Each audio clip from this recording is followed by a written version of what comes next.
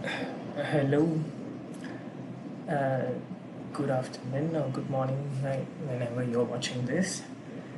So we are in week 5, continuation of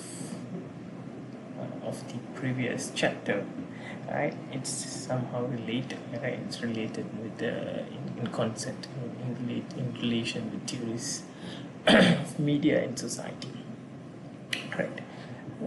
So let us begin. Oops. Right. So these theories in this chapter, right? Basically, it's a shift, right? Trying theory that we are trying to look today, and we are looking today, tries to move away from direct effect models or strong effects model toward limited effects model, right? Previously, the theorists and scholars uh, believes and tries to argue and builds arguments that may influence, direct influence, it can strong, strongly can influence the behavior, the attitude of human being, right? From here onwards, right? It somehow negotiates, right? It somehow wants to negotiate the direct influence, the total influence of the media towards society, towards human being, right, and so on and so forth. So it says limited effect model. So the different characteristic, the different traits, the different approach, right? How the scholars are arguing the effects of models on human being in society, right? So the question begin with human qualities, right? How about human qualities, right? What psychological qualities came between the stimulus of the media message and the audience response, right? What is the connection between the stimulus, right? Stimulus of the media messages and the content of the media message. What stimulates people to adopt the behavior or the thinking pattern, right, or the attitude that has been generated in media message, right? Why the audience are responding in certain way towards the media messages, right? That was the question, right, that made the theories to query uh, in detail, right, to query more about the media effect. So in social learning theory, right, what do we mean by social learning theory? Right, as the picture says that monkey see, monkey do. Right, have you seen this kind of behavior being imitated? Right, being imitated when you see someone do, right? Not only monkey, right? I mean, though it's a free, it's a proverb that says so, right? Have you come across the human beings that tend to copycat certain behavior? Kids tend to do that, right?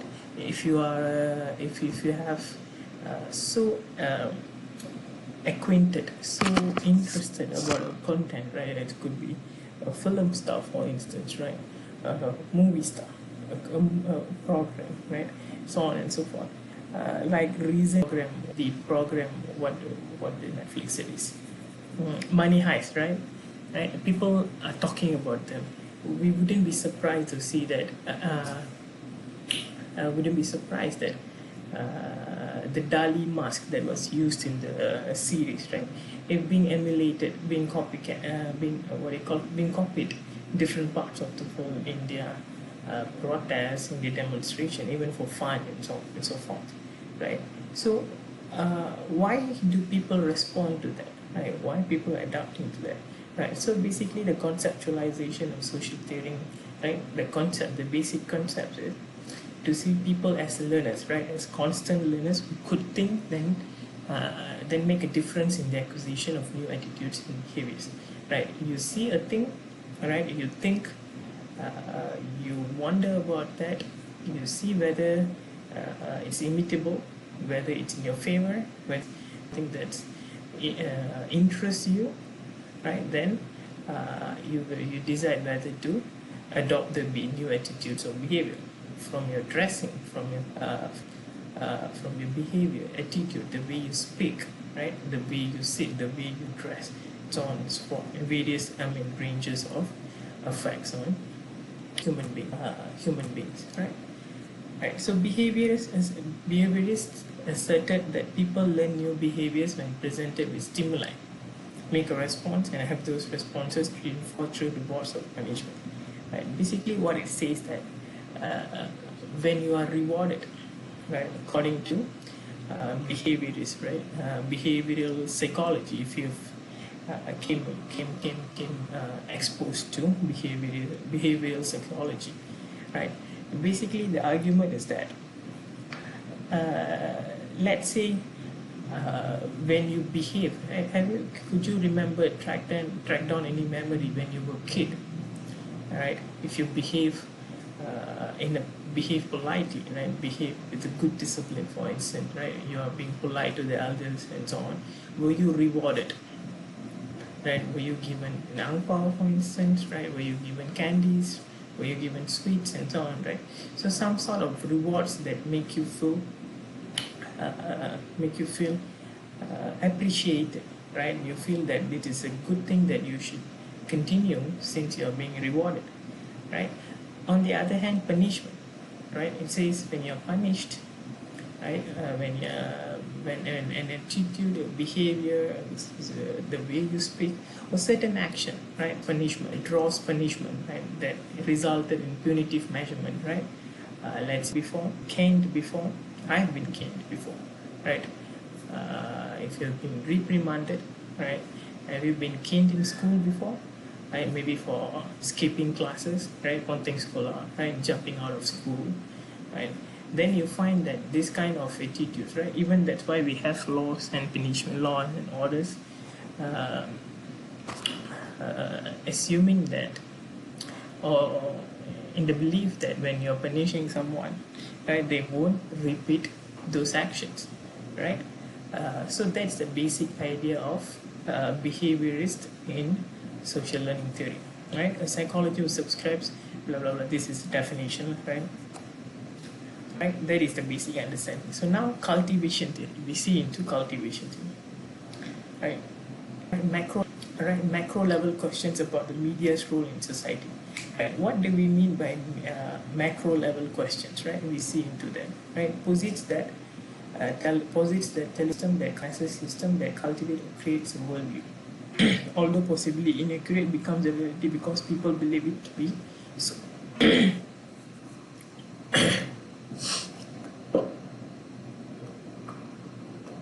Sorry. Right. It says that television, right?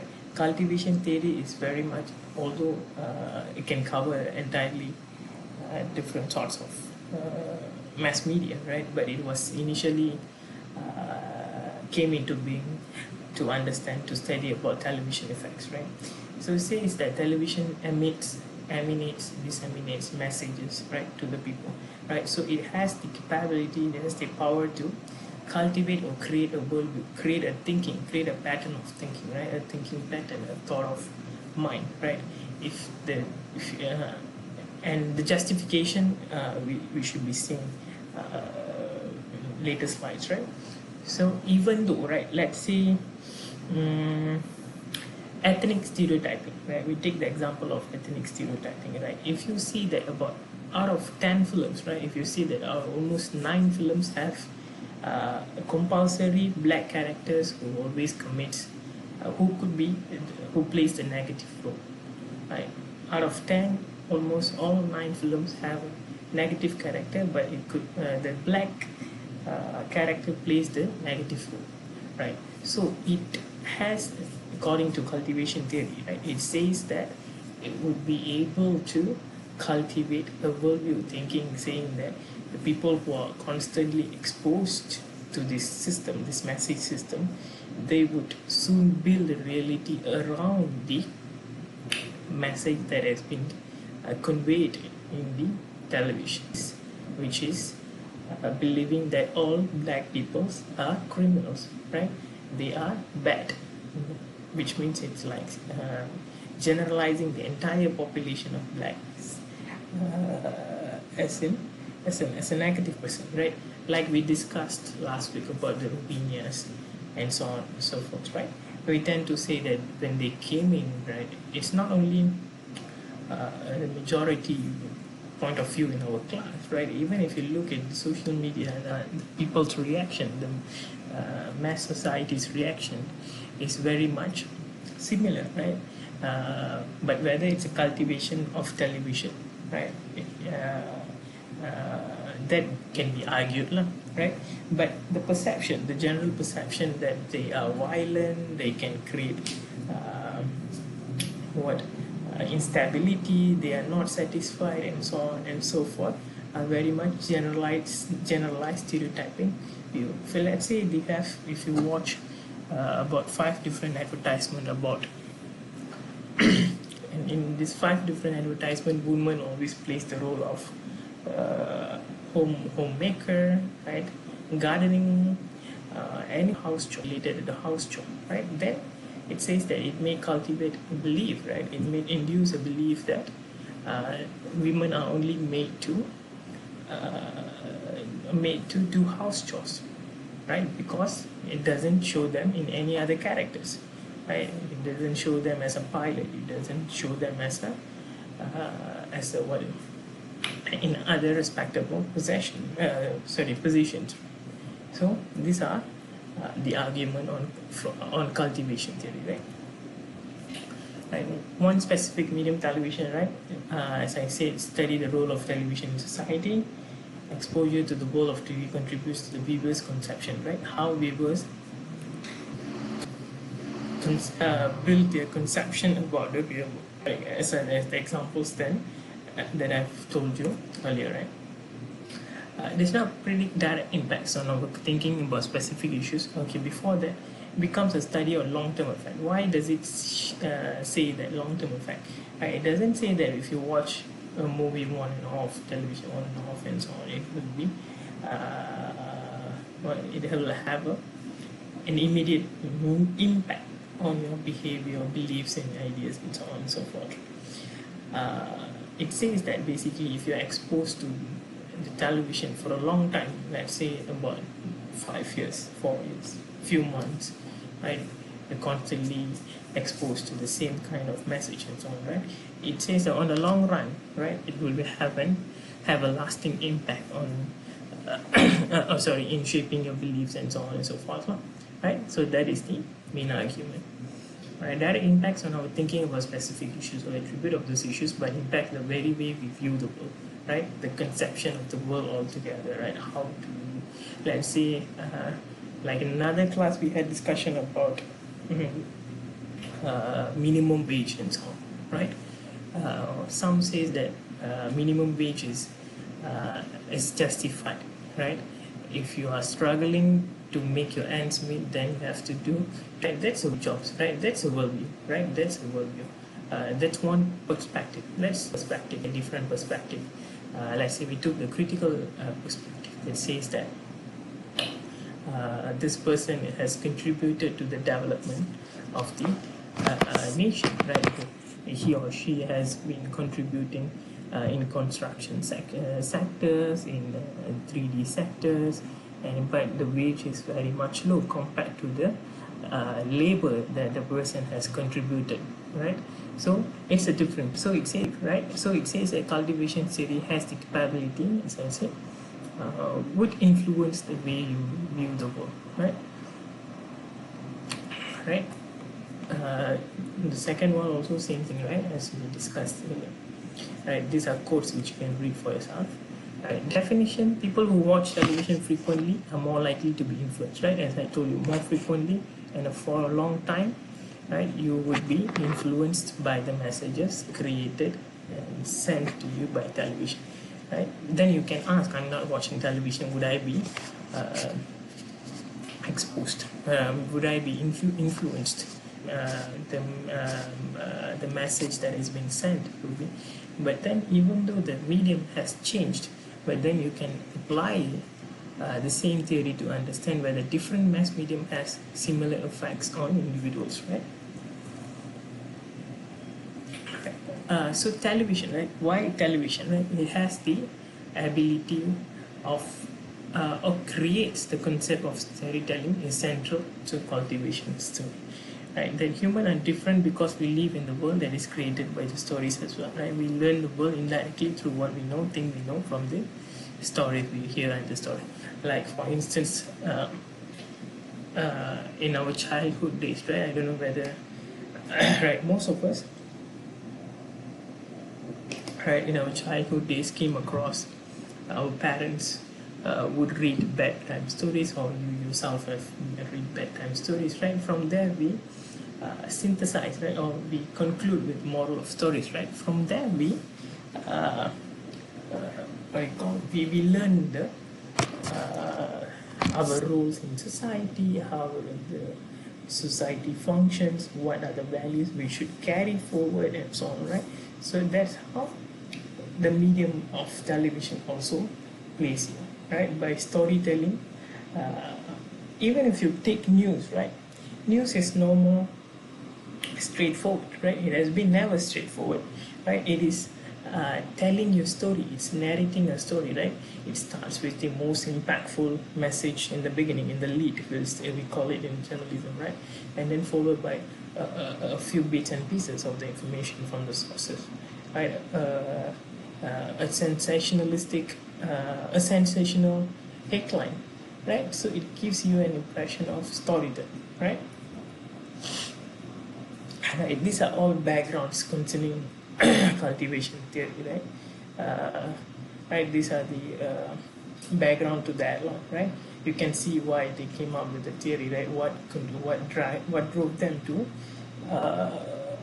be involved in studying television, right? Develop a theory that posits that television should not be studied, should not be seen in terms of targeted and specific effects, right? But right, saying that we should not be studying whether watching Superman will learn.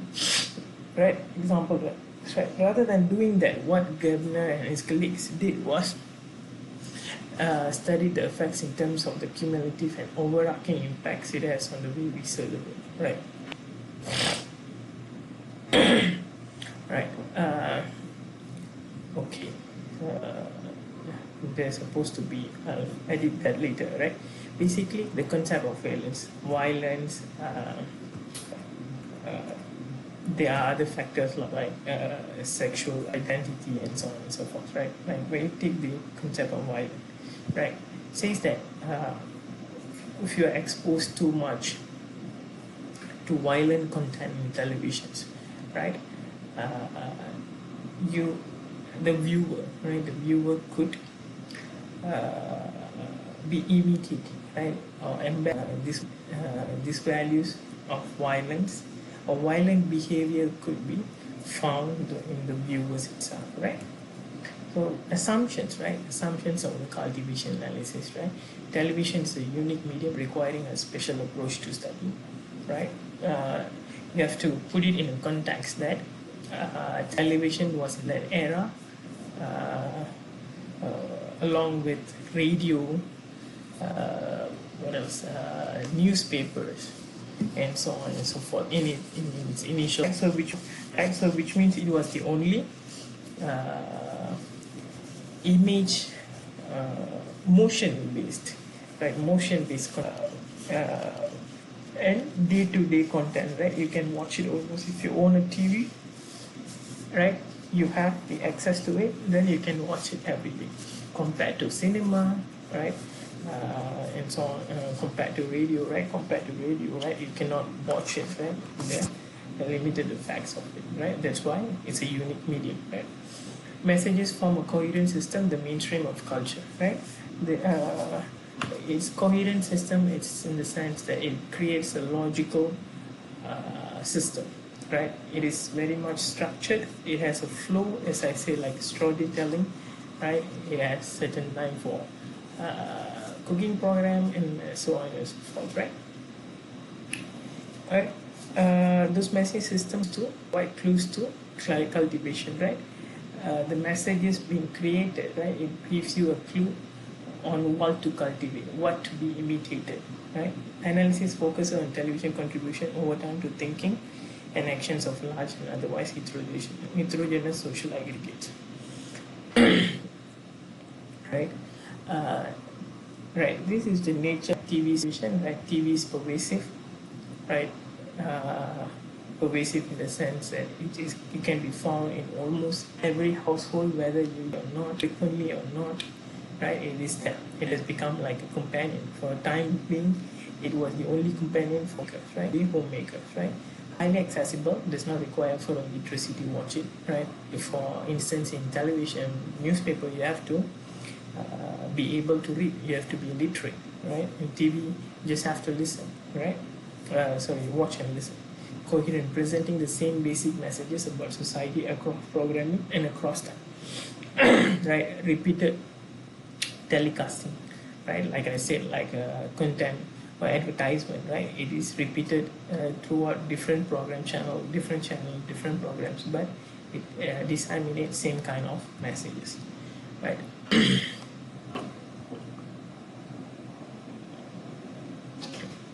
Right, viewers watched by the crowd do not choose to watch particular shows or even a particular genre of shows.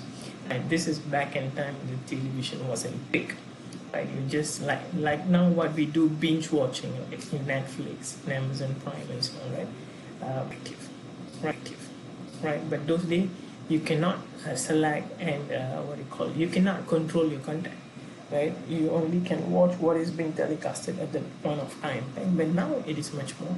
It's like a bit of the dynamics, right? These are the days when you don't have the, maybe you have different channels, but what's the question is what kinds of programs being telecasted, or are they all similar, right? I used to bring this question. We have multiple television channels, right? But what about the content, right? We have Academy Fantasia, we have Melody, other singing competitions, right? But we have plenty of singing competitions, but in different channels. And then we will make our choices. That there are choices for us to choose, but eventually those are the same programs, right? So it becomes a form of ritual, right? Highly non-selective. Right? You sit there, maybe your lazy Sunday on Monday, or it becomes your day-to-day television news and so on and so forth. Right? You let the medium to play a role, a kind of ritual. Right. Gabler and his colleagues had been analyzing sample weeks of primetime and daytime television program. Right? The correlation of data from content analysis. Excuse. Identifying prevailing images on television with survey data from audience research to access any influence of such images. Right? You extract the data, right? The program that is been going on television, and then correlate them, right? You make a relationship, you build a relationship with the survey data from audience research to see if the audience has said there are any form of influences, right?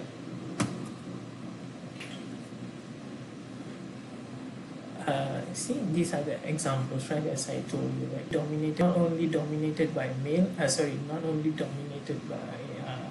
violent scenes, right? Violent content, but dominated by males and overrepresent the professions and those who are often law enforcement points in 1967, right? Which means most probably they have found that the television does not have any female characters, and there's no female journalists, for instance, or there are no talk shows hosted by female, and so on and so forth, something like that, right? Was asking large-scale public opinion poll organizations to include in their national surveys questions regarding the amount of use as the amount of violence in everyday life. Answers are interpreted as reflecting either the world of television or that of everyday life, right? Ask this question, right? Respondent asks questions as what percentage of males have blah blah blah, right?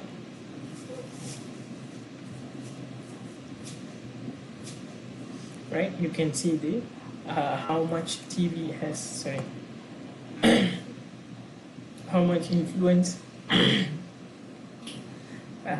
television has in in the poll conducted by the researchers, right? What percentage of all males who have jobs work in law enforcement or crime detection? Is it 1% or 4%? Sorry, 10%.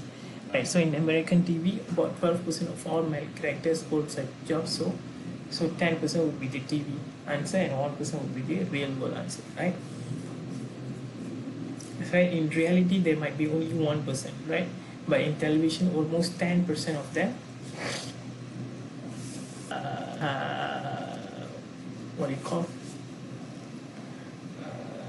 10% would be answering based on the television, right?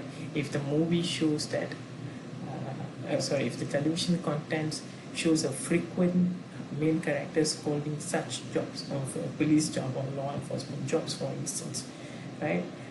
The answer that has been given by the public is based on the television and not by the real world answer, right? Right. Another example, right? You can read it as well, right?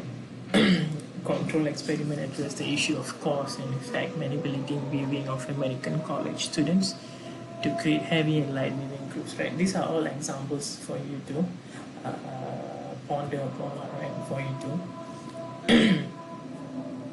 right. So coming to this, three viewers. There are three types of viewers: light viewers, right, watching television, like medium hours, medium 2 to 4 hours a day, heavy viewers, so watching 4 hours a day, right? Right. Any of you are still watching television, right? At least 2 hours a day, right? For me, it has been drastically decreased, right? I'm not even watching television anymore since I'm working in Penang, right? Not staying with family, right? I don't even have a television, right? It's either streaming platforms or your laptops, right? So no more television, right? Almost it has been replaced. Right, so they came up with this mean world index, right, which has 3 questions. Do you believe people only take care of themselves? Right? Do you think that you can't to be too careful dealing with people? Do you think that most people will take advantage of you if they have the chance, right? Right, these questions were posed to public, right? Then the answer provided by television would be a huge yes, right? Resulting in the mean world syndrome, believe that the world is far worse, right? Right. It's an example. This is an example, right? So when the television conducts a polling, online polling, right? Like right now we have Twitter poll, and all those things, right? So when it's thrown to the public, 3 questions, you have 3 questions like this, and then you have collected the answer. The TV stations have collected the answers and run through a percentage calculation and so on. And then if they say that about 80%, 60% of the voters of the public, the audience have voted saying that yes to almost most of these questions, then the viewers, right, will believe that the world is such a cruel place to live, right? But in reality, right, could be totally different, right? It may be a peaceful place, right? It's just a perception and mindsets, right? Right? They found out that heavy viewers are more likely to see the world as a mean place than light viewers, right? Because of the content that has been generated, generated, right? Better educated and financially well viewers in general saw the world as less mean than those with less education and income. Right? It's subjectively saying that if you're a heavy viewer, but if you're educated, right? If you're financially stable, right? You perceive the world in a better way compared to those who earn much less or less educated and so on.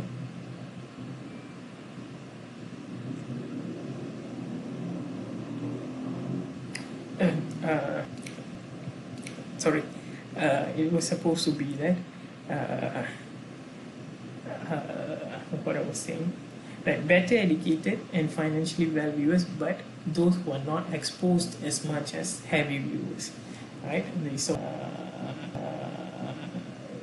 They don't conceptualize, right? They don't believe conceptions that the world is such a mean place, right? Compared to heavy viewers who are better educated and financially less better, financially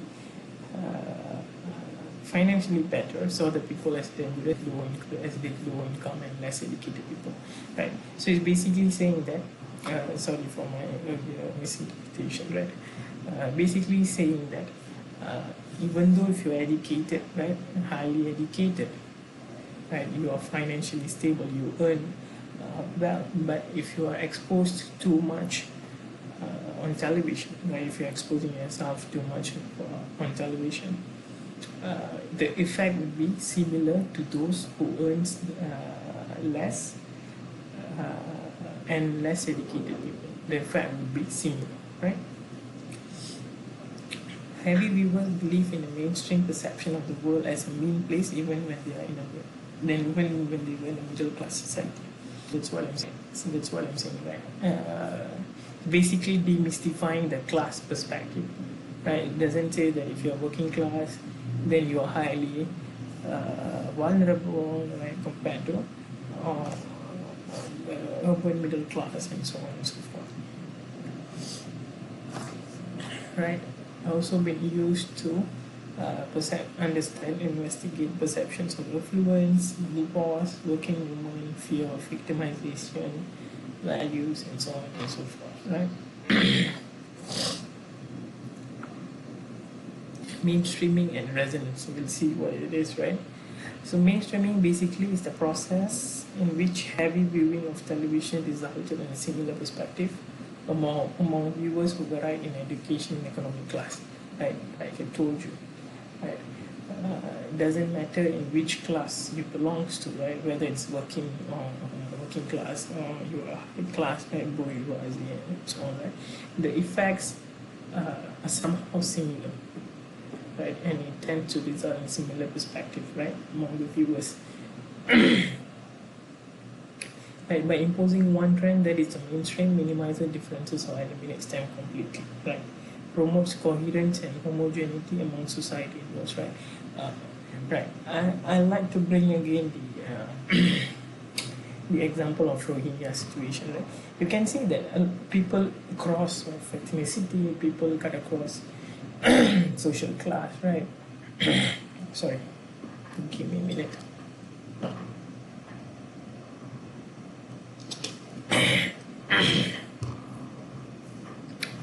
Right. So it creates a similar mindset, right, towards in people cut across differences and so on.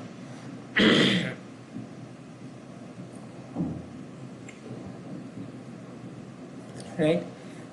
Sorry. So that's what we say true mainstream, right? It flows towards the cultural center of gravity, which is the most common homogeneous or dominant stream right? Most probably the dominant in society, right? The dominant cultural practice in society. You tend to mainstream them and be shared among the society, right? Gardner argued that unlike radio, which focuses on smaller audience, television sought a broader audience which homogenized that heavy viewers have similar views, which they self-identify as mainstream. Right? You always get the mainstream idea, the mainstream perspective, the mainstream televisions, right? Those right that is being embodied, right? Those has been imitated, right, which is being practiced by a majority, right? It becomes a mainstream idea, right? It is also the blending and bending process by which heavy TV viewers from disparate groups develop a common outlook on the world through constant exposure, right? Because you watch similar programs, right? You watch similar contents, right? Because the medium is maybe the quality of the television might be different, cheap and what you call, whether it could be cheaper or expensive and so on. But the content would be somehow still the same, right? That's why it says that it develops a common outlook, a common mindset, a common perception of everyone, right?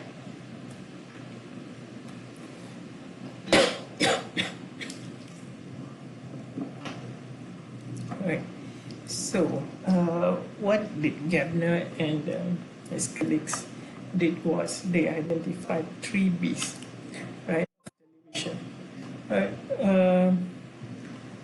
Blurs traditional distinctions of people's views of their world, blends their realities into television's cultural mainstream, blends the mainstream to the medium's interest in profits, populist politics, and power. Right, we discussed this when we have our class, right? Remember to ask me, right?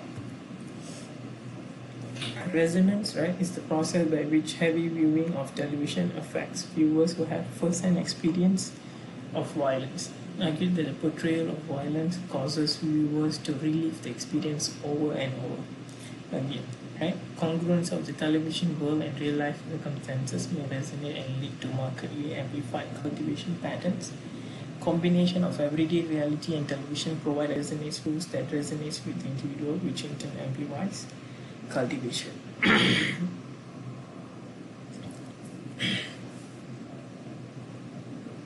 Right.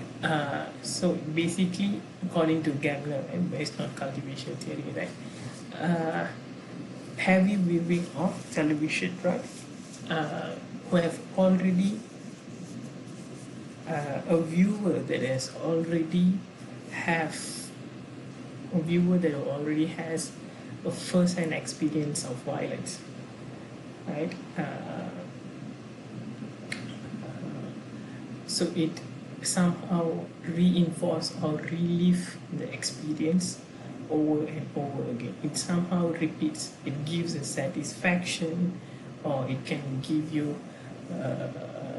an impression that you are living in the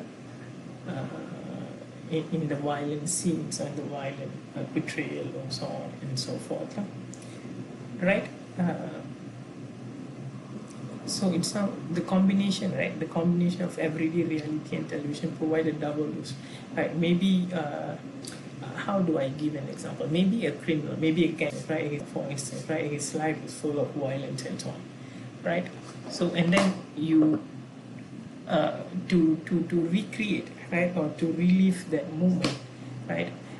While you watch violent movies, right? Movies that have violent content, right? So it amplify, right? It amplify the already existing behaviors in yourself, right? It somehow amplify, right? It doesn't cultivate a new thing, right? But it gives you a new, but it increase, right? It's like giving you like injecting you with drugs and so on, right? So that's how it is, right? If you don't understand, can ask me later in the class, right? I just couldn't find the right words and examples to explain this, but we can discuss this much later in class as well. Right, the criticism towards the social learning theory, right? It says that it's way too simplistic, right? Saying that you watch a movie, then it infects you, right? Somehow too simplistic, right? It says that society's views can be affected by other issues, right? Not only by television, right? Like we speak of subjective external realities, for instance, right? Grim situations, depressing situations, right? Poverty, economic imbalance, right? National policies, right? Living in slums, right? And so on and so forth, right? Your passion, and so on and so forth, right? So these are the criticism, no causal relation, positive effects not analyzed, right? mainly focused on the negative effects like racism, sexism, violence, and so on, right? Right, these are the other things has been like very linear model. It doesn't evaluate the audience response towards the media, right? Conditioning, operant conditioning type of learning is a type of learning where behavior is controlled by consequences. Right, a positive reinforcement, negative reinforcement, positive punishment, negative punishment. Right. Still, if you can see that it's very much related to psychological, behavioral approach, right? That attempts to modify the behaviors through the use of positive and negative reinforcement, right? Somehow that, as we explained in the previous slide, right?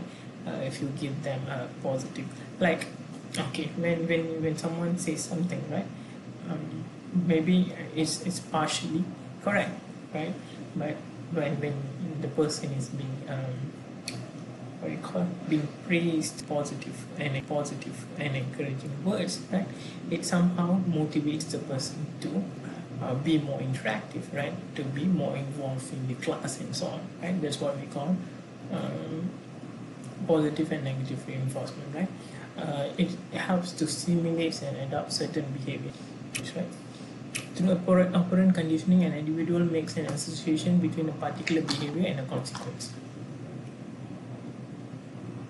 Practice particularly or very much involved, right, linked with the children, right? If you give a candy, like what I said, like give you candy when the children does a good thing, right? And so you feel motivated, wanted to do that more compared to negative things and so on, right?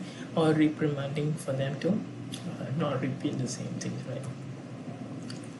It seems obvious that humans learn in other ways, and one of the most alternative routes to learning is through watching other behavior, demonstrating behavior, right? By imitating others' behaviors, right? Being rewarded, punished, and then imitating those behavior, right? Learning through observation and imitation. Proposed insight by Miller and Dola in 1941.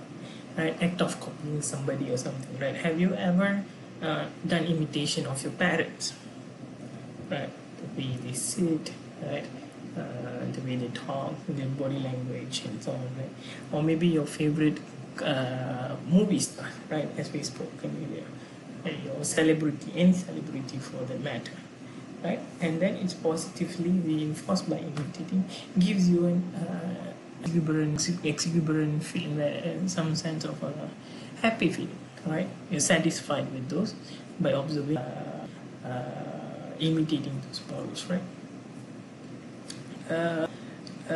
So it was, remember this name, Albert Bandura, right? You would be seeing this guy much often, right? If in even media effects and so on and so forth, right?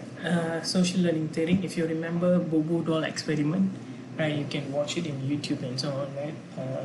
It's quite famous, right? Bobo doll experiment, you can find it. How you use it was a control experiment, right? Set a group of babies, right, toddlers, right, being exposed to violent content, right, and then he placed oh yeah, we have here, right, you can read it, right, and then he placed them right, the children are shown film in which an adult reacts totally, right, to a Bobo doll, a large doll, right, and then the children are allowed to play with toys before being brought to another room where they are aggressive and non-aggressive toys. The behavior of the children are noted, right. Similarly, adult would come in and play with the toys in a subdued manner while ignoring the Bobo doll for 10 minutes. Children will then play the toys before being brought to another room, right. Right, this is the control group. Will not to any moves at all to any model, then bring to another room to play in them, right? So they did an experiment, right? So this you can read, right? Obviously, those who are exposed to aggressive model likely to show imitative aggressive behavior, right? Because they were basically exposed to for a few minutes, right? I mean, for a lot of for a stretch of time, right? So when they see the same thing, the same model, they were being aggressive to that boredom, right? So these are the findings, right? Determine that children would behave more aggressively if they were rewarded for doing so, or, or if they were rewarded for doing so, or if they saw the model in the film rewarded. Right? This is how they learned. Based on the Bogodol experiment, it was the finding. The finding concluded that children would behave more aggressively if they were rewarded. If the children are given a candy for being aggressive, then he or she, right, the children would tend to do that often, right? If the model in the film, right, like the model in the film when punching or kicking the bobotol or whatever it is, right, were rewarded with money or sweets. So this that watch that would be imitating that as well, right? That's how we call positive reinforcement and so on, right? Again, this is the criticism, right? Very widely, and laboratory research, right? It doesn't introduce other variables, right? The social perspective, right? The negotiation of parents, right? The parents discussing with the children about the content, right? Other factors are not included, but it's very much directed to laboratory, right? Selection bias, all participants were drawn from a narrow pool of students who shared the same racial and socio-economic background, right? I don't know whether I spoke to you about this class or research another class, and we said how you wanna, even if you're doing dissertation, right? How you wanna build your samples, right? If it's everything comes from the same ethnic group or socio-economic background, then it could be questioned, right? So these are the things, right? Right. These are the criticisms, right? Doll is a lot different than displaying aggression to another human being.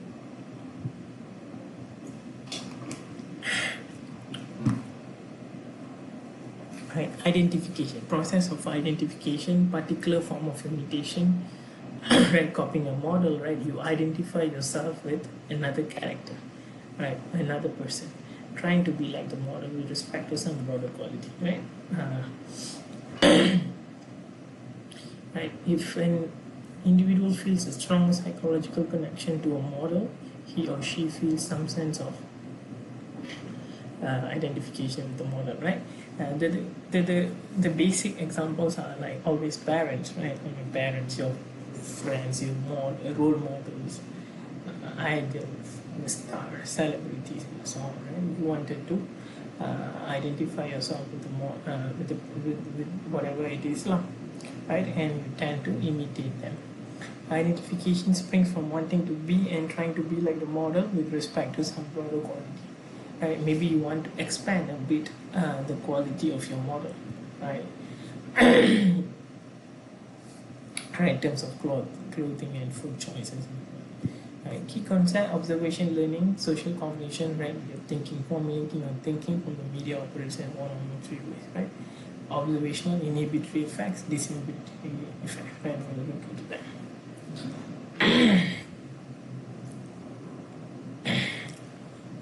Observers of representations can acquire new patterns of behavior by simple representations, right? Right.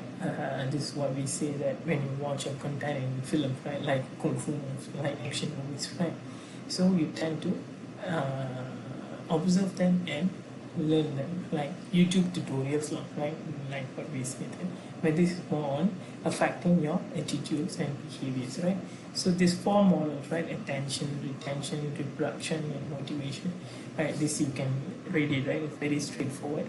If you have any question, you can ask me, but it's very straightforward. Right? This is a stat that has been developed by Bandura about the observational learning.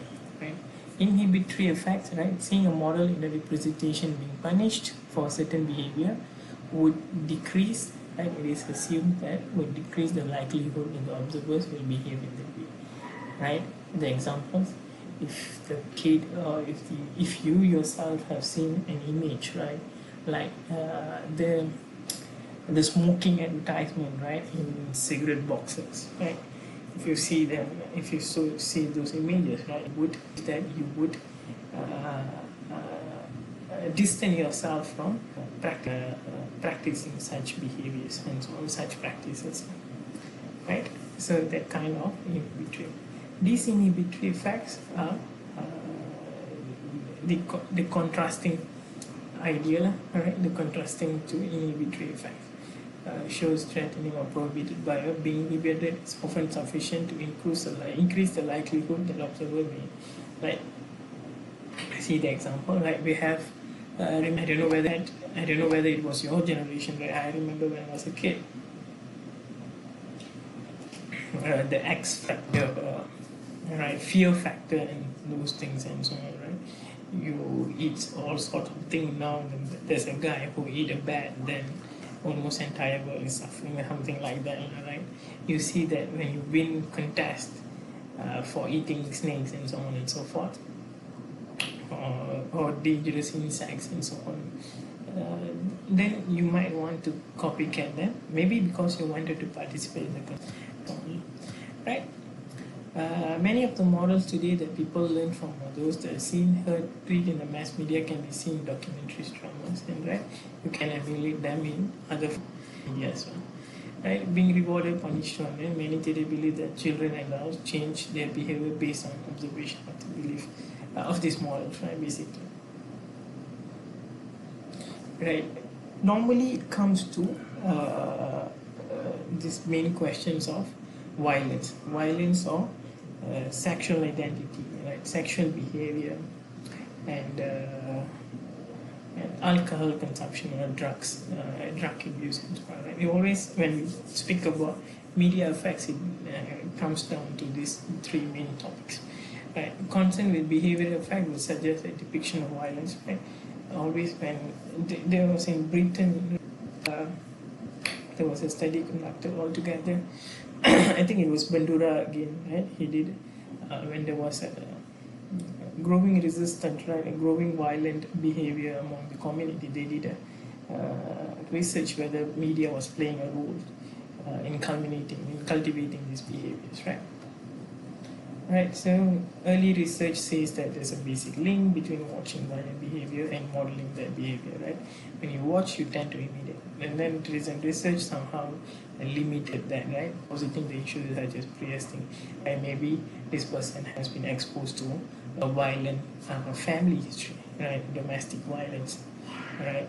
Grown up in a neighborhood where violence is a common occurrence, right? Some other existing external issues that might have influenced as well, right? So that somehow limits the media influence, direct media influence, right? So that would be it. So thank you. Then we have discussions as well. You can also put your discussions, right? Thank you.